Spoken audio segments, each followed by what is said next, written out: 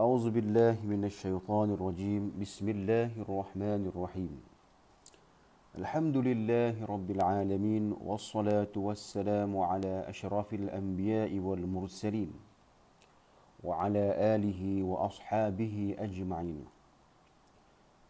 رب اشرح لي صدري ويسر لي أمري واحلل عقدة من لساني يفقه قولي رب يسر ولا تعسر يا كريم.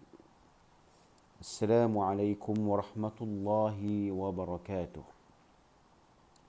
Sedang pendengar yang dirahmati Allah Subhanahu wa taala, alhamdulillah.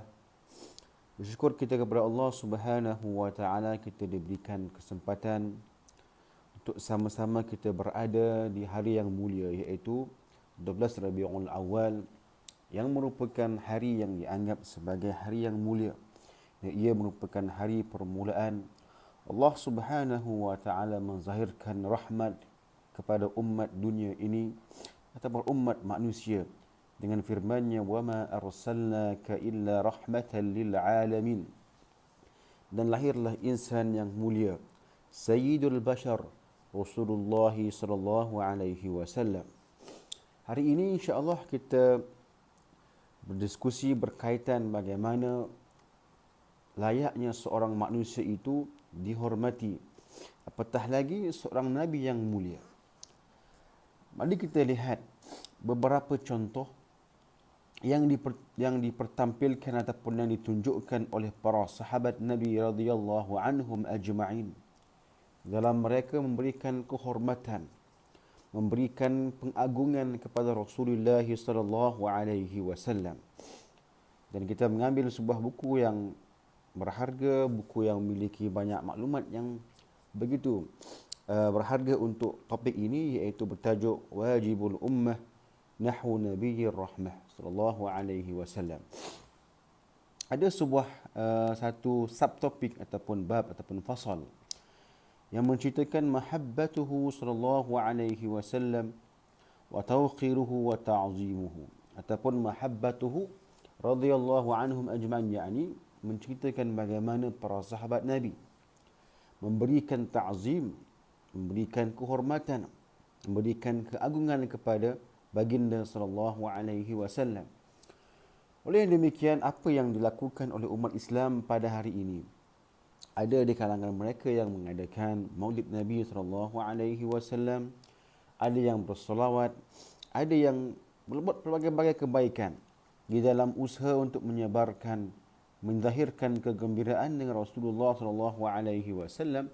Itu sebenarnya mewarisi akan sifat dan juga perbuatan para sahabat Nabi yang mereka lah terlebih awal menunjukkan kehormatan, menunjukkan mahabbah mereka kepada Nabi sallallahu alaihi wasallam. Sebelum kita pergi lebih jauh, kita melihat sebuah hadis ataupun sebuah cerita yang ada terkandung dalam Sahih Al-Bukhari, di mana Urwah bin Mas'ud sebelum dia masuk Islam, beliau telah pun bertemu dengan Mughirah bin Syu'bah ataupun bertemu dengan Rasulullah sallallahu alaihi wasallam. Bersama Nabi itu ada Mughirah bin Syu'bah, anak buah beliau. Maka Urwah pun berbicara dengan Nabi sallallahu alaihi wasallam. Dalam perbicaraan itu menjadi adat orang Arab, apabila mereka berbicara, mereka akan menyentuh mereka akan menyentuh ataupun tubuh badan, mereka akan menyentuh janggut masing-masing. Itu benda yang adat bagi orang Arab, bukanlah benda yang aib. Mungkin bagi orang Melayu itu bukan adat kita. Kita berbicara, pegang tangan dia, kita pegang janggut dia, itu bukan kita punya adat, tapi itu adalah adat orang Arab. Menunjukkan kemesraan dan menunjukkan satu komunikasi yang begitu baik.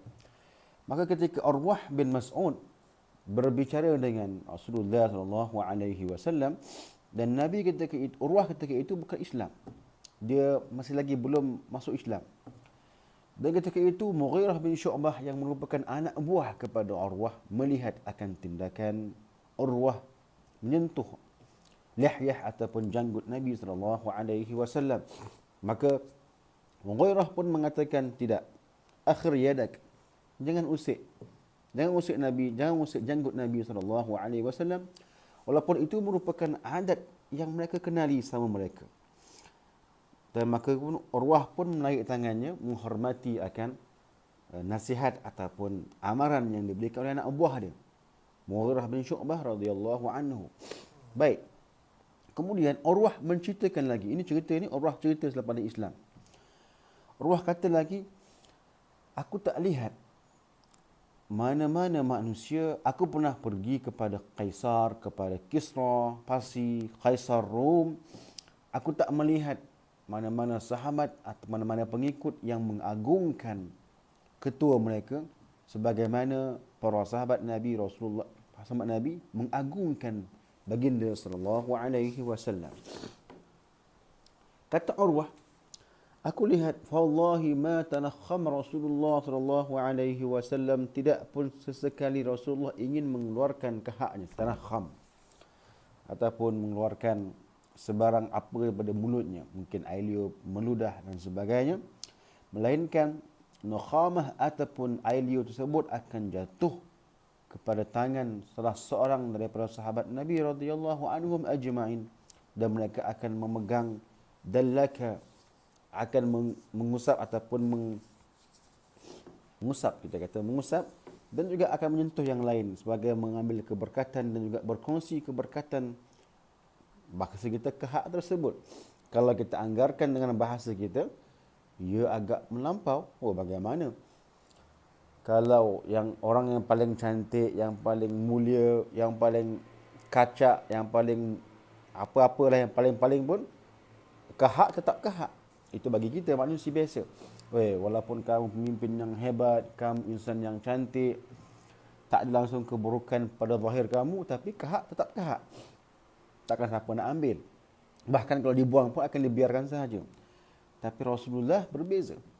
Kehak Nabi tidak jatuh ke atas tanah, melainkan akan jatuh ke atas para sahabat Nabi yang akan mengambil, menahannya, menadahnya, bahkan mendallak, mengurut ataupun mengusapinya, bahkan disentuhkan pada yang lain, untuk yang lain mengambil keberkatan kehak tersebut. Dan kata Urwah, aku tak lihat benda ini bila pergi ke Kaisar di Rom, bersama Kisra di Parsi. Tidak, mereka tidak sedemikian.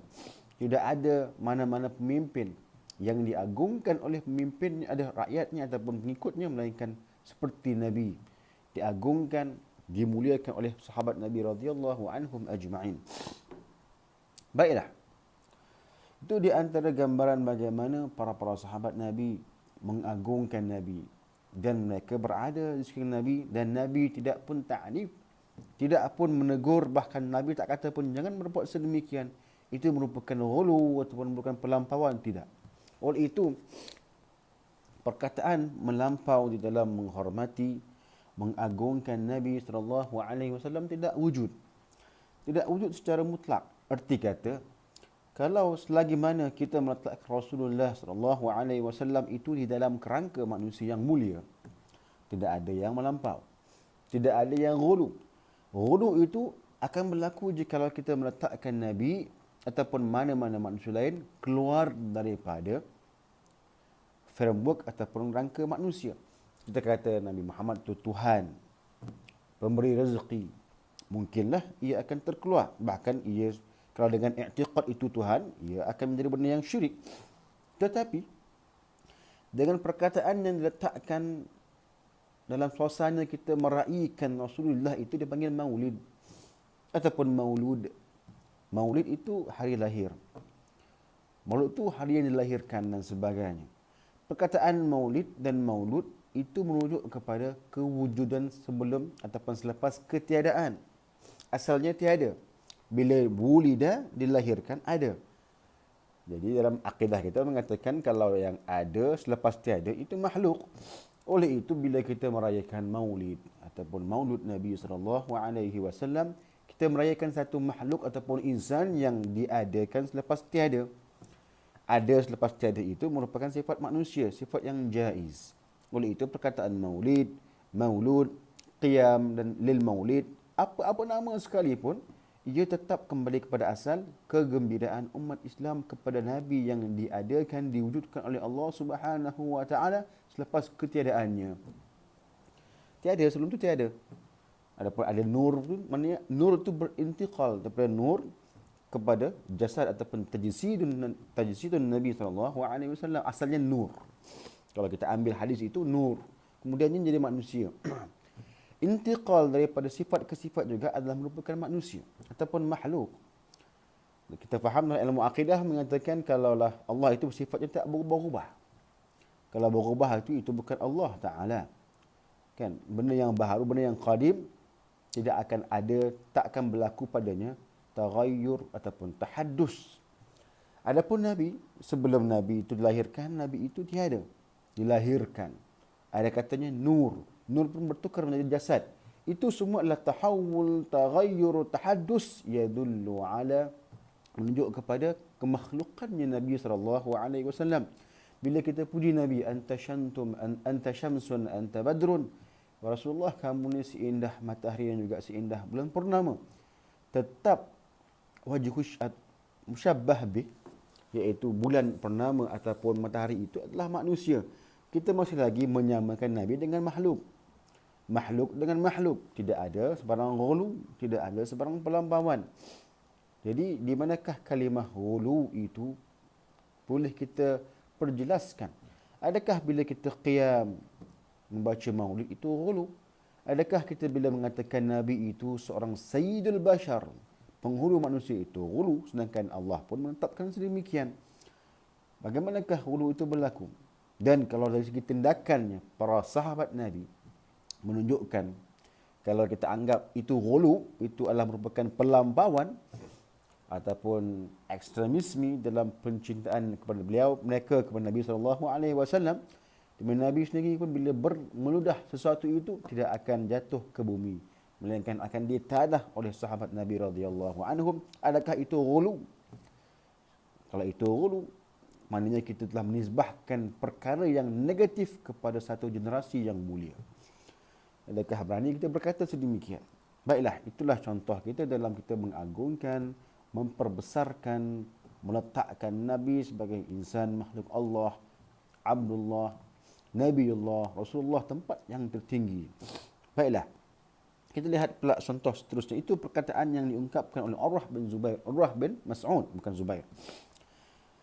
Baiklah, kita lihat bagaimana lagi-lagi contoh kemuliaan ataupun keagungan yang diberikan oleh sahabat Nabi radhiyallahu anhum ajma'in dalam mereka menunjukkan mahabbah mereka.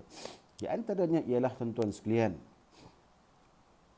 para sahabat Nabi apabila mereka ini pergi bermusafir ataupun apabila mereka ini dihantar Nabi pergi ke peperangan Sariyah dan sebagainya, mereka bila balik ke Madinah, mereka tidak akan pergi ke rumah mereka, melainkan mereka akan singgah dan beri salam kepada Nabi sebelum pergi ke rumah mereka.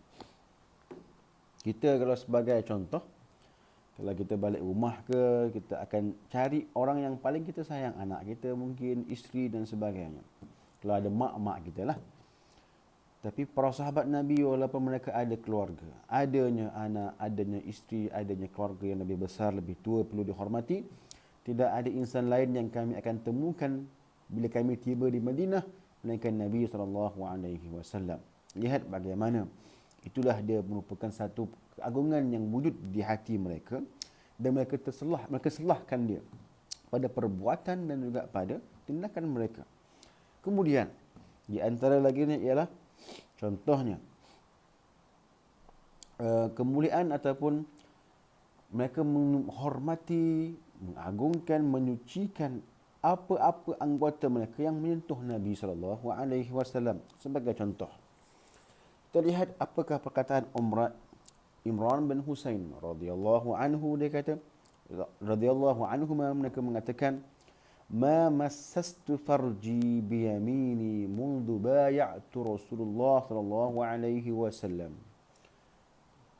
Aku, bahasa yang lebih tepatlah, aku tidak menyentuh kemaluanku dengan tangan aku semenjak tangan ini membai'ah Nabi sallallahu alaihi wasallam. Dari segi hukum fiqh dia tak salah pun tangan kita menyentuh kita punya anggota badan. Kan memang itu pun tugas tangan. Menyentuh, kalau luka bubuh ubat, kalau najis untuk disapukan, itu adalah hak kita, tangan kita dan juga anggota kita. Tapi kerana menghormati, mengagungkan satu anggota ni, anggota kita ni, taklah mulia pun, biasa-biasa je. Tapi bila anggota ini memegang satu benda yang mulia, satu zat yang begitu mulia, maka kita akan menghormati, menghargai akan zat ataupun tubuh tersebut. Contoh kata Imran bin Husain, aku tidak pernah memegang akan kemaluanku dengan tanganku ini setelah aku membai'ahnya Rasulullah sallallahu alaihi wasallam. Lihatlah bagaimana ini bukan ghulu, ini bukan ekstrim. Inilah merupakan satu penghormatan, tabarruk, mengambil keberkatan yang tinggi kepada Nabi sallallahu alaihi wasallam. Baiklah, cukuplah untuk kali ini 2 cerita, 3 cerita menggambarkan bagaimana Rasulullah sallallahu alaihi wasallam itu diberikan kehormatan, diberikan pengagungan oleh para sahabat Nabi. Oleh yang demikian, apa yang berlaku pada hari ini dengan kehormatan yang diberikan sebagainya itu bukanlah satu benda yang ghulu, bahkan ia adalah satu kecintaan, satu penghormatan yang perlu dipahami oleh kesemua umat Nabi sallallahu alaihi wasallam dalam merapatkan hubungan kita dengan seorang insan Nabi yang mulia sallallahu alaihi wasallam. Allahu a'lam. Wassalamu alaikum warahmatullahi wabarakatuh.